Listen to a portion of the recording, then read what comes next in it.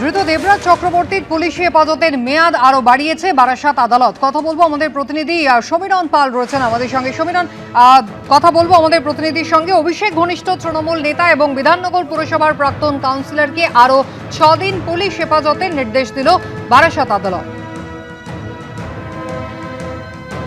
হেফাজতে থাকাকালীন দেবরাজ চক্রবর্তীর ব্যাংকের লকার থেকে 500 গ্রাম সোনা উদ্ধার হয়েছে বলে পুলিশের দাবি। দেবরাজ চক্রবর্তীর নামে থাকা প্রায় 8.5 কোটি টাকার সম্পত্তি হস্তান্তর হয়েছে বলেও দাবি পুলিশের।